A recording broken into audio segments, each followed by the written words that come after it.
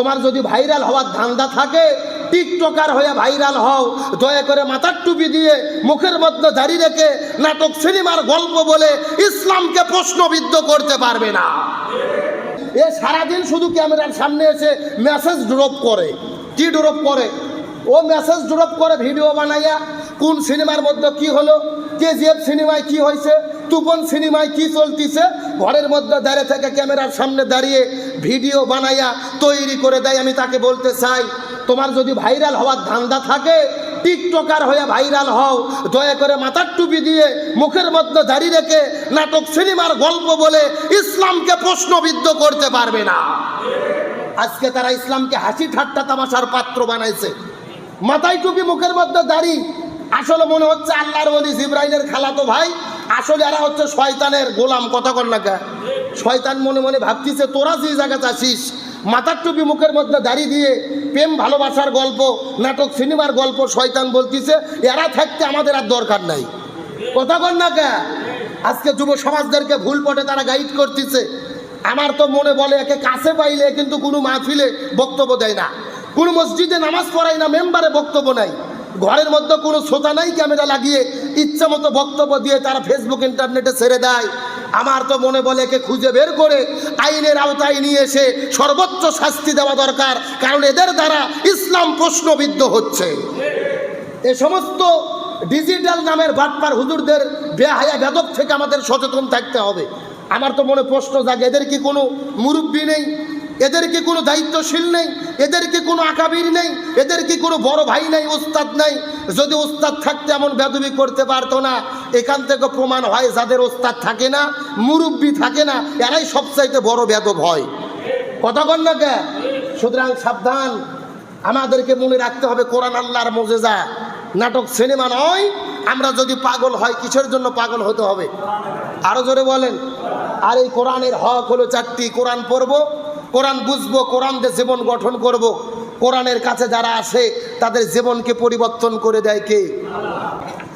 আমাদের জাতির পিতা হযরত ইব্রাহিম আলাইহিস সালাম ইমানের পরীক্ষা দেওয়ার জন্য নমরুদ তাকে নমরুদের অগ্নিকুণ্ডের মধ্যে ফেলে দিলে 1 নয় 2 নয় 40 দিন ছিল আগুনের মধ্যে। ইব্রাহিম নবী 40 দিন ছিলেন। জোরে বলেন কতদিন? ইব্রাহিম আলাইহিস সালাম ইমানের পরীক্ষা দিতে গিয়ে নমরুদের অগ্নিকুণ্ডের মধ্যে 40 দিন ছিল। তার মানে বোঝা গেল ইব্রাহিম নবীর জন্য ওই নমরুদের অগ্নিকুণ্ডটাই ছিল। শূন্যস্থান পূরণ করেন। অগ্নিকুণ্ডটাই ছিল আমাদের জাতির পিতা হযরত ইব্রাহিম আলাইহিস সালামের জন্য। নমরুদের অগ্নিকুণ্ডটাই ছিল কারবালা। হযরত মুসা আলাইহিস সালামকে মারার জন্য ফিরাউন মুসা নবীকে হামলা করলেন। মুসা নবী ইমানের পরীক্ষা দিতে গিয়ে ওই লোহিত সাগরের মধ্যে মুসা নবী ঝাঁপ দিল। হযরত মুসা আলাইহিস সালামের জন্য ওই লোহিত সাগরটাই ছিল। কথাগুলো সুন্দর করে বোঝার চেষ্টা করবেন। হযরত ইউসুফ আলাইহিস সালাম ইমানের পরীক্ষা দিতে গিয়ে মিশর দেশের মধ্যে জেলখানার ভেতরে 1 নয় 2 নয় 10 বছর পর্যন্ত জেলখানার মধ্যে তাকে বন্দী করে রাখা হয়েছিল। হযরত ইউসুফ আলাইহিস সালামের জন্য ওই মিশরের জেলখানাটাই ছিল। আল্লাহর পয়গম্বর হযরত ইউনূস আলাইহিস সালাম ইমানের পরীক্ষা দিতে গিয়ে সাগরের মধ্যে তিমি মাছের পেটের ভেতরে 1 নয় 2 নয় 40 দিন পর্যন্ত ইউনূস নবী মাছের পেটের মধ্যে ঘুরেছে। হযরত ইউনূস আলাইহিস সালামের জন্য ওই সাগরের ভেতরে ওই মাছের পেটটাই ছিল। হযরত ঈসা আলাইহিস সালামকে মারার জন্য হামলা করা হলো, চতুর্দিক থেকে তাকে হত্যা করার জন্য পরিকল্পনা করা হয়েছে। হযরত ঈসা আলাইহিস সালামকে যখন ঘরের মধ্যে বন্দী করা হলো, ওই ঘরের 7টা ফাটল করে আল্লাহ ঈসা নবীকে 4th আসমানের মধ্যে নিয়ে গেলেন। হযরত ঈসা আলাইহিস সালামের জন্য ওই ঘরটাই ছিল। হযরত আইয়ুব আলাইহিস সালাম ইমানের পরীক্ষা দিতে গিয়ে জঙ্গলের মধ্যে 18 বছর পার করেছেন। পুরো শরীরটা রোগে আক্রান্ত হয়ে গেল। যেই ঝুপড়ি ঘরের মধ্যে, পাতার একটা ঝুপড়ি ঘরের মধ্যে 18 বছর পার করে দিলেন। তার পুরো শরীরটা ছিলেন রোগে আক্রান্ত। হযরত আইয়ুব আলাইহিস সালামের জন্য ওই ঝুপড়ি ঘরটাই ছিল। আমার নবীজি সাল্লাল্লাহু আলাইহি ওয়াসাল্লাম ইমানের পরীক্ষা দিতে গিয়ে কালেমার কথা বলার কারণে, হক কথা বলার কারণে আমার নবীজিকে জেলখানার মধ্যে বন্দি করা হলো। ওই শিবে আবু তালিব নামক জেলখানার ভেতরে আমার নবীজিকে 1 নয় 2 নয় 3.5 বছর পর্যন্ত বন্দি করে রাখা হয়েছিল। আমার নবী আর নবীর সঙ্গের সাহাবীদের জন্য ওই শিবে আবু তালিব নামক জেলখানাটাই ছিল। বিশ্ব নবী করিম সাল্লাল্লাহু আলাইহি সাল্লাম দিনের দাওয়াত দেওয়ার জন্য তাইফের ময়দানে গেলেন। নবীজিকে পাথর মারা শুরু করে দিলেন। আমার নবীজি পাথর খাইতে খাইতে মাটির মধ্যে পড়ে গেল। কিছুক্ষণ পরে নবীজির আবার হোশ হয়ে গেলেন। আমার নবী আবার দিনের দাওয়াত দেওয়া শুরু করলো। তারা আবার পেছন দিক থেকে নবীজিকে পাথর মারা শুরু করলেন। নবীজির শরীর থেকে একটা ফোঁটা রক্ত বের হয়েছে। আল্লাহর কুদরতি মনের মধ্যে বড় কষ্ট লেগে গেছে।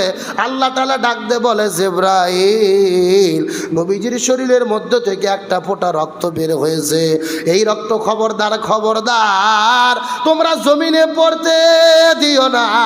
তার কারণ হলো নবীর শরীরে রক্ত যদি জমিনের ভেতরে পড়ে যায় রে, ওই তায়েফের জমিনে সাথে সাথে ভূমিকম্প শুরু হয়ে যাবে।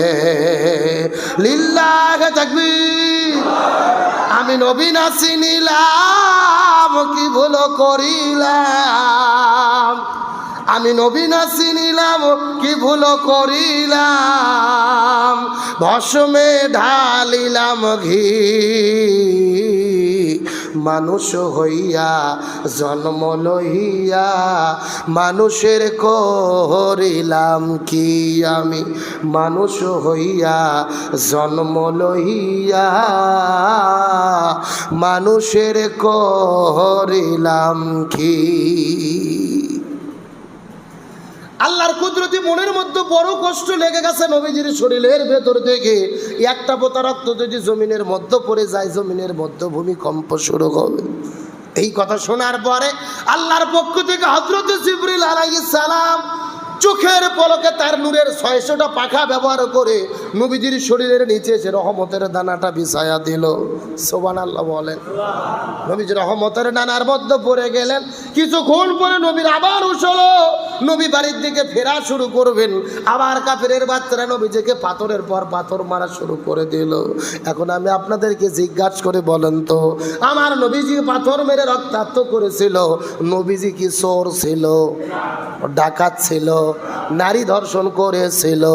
শুধু ইমানের দাওয়াত দেওয়ার কারণে, হক কথা বলার কারণে, এই দুনিয়ায় দিন প্রতিষ্ঠার কথা বলার কারণে আমার নবীজিকে তায়েফের ময়দানে মেরে মেরে নবীজির শরীরের মধ্য থেকে রক্ত বের করা হলো রে।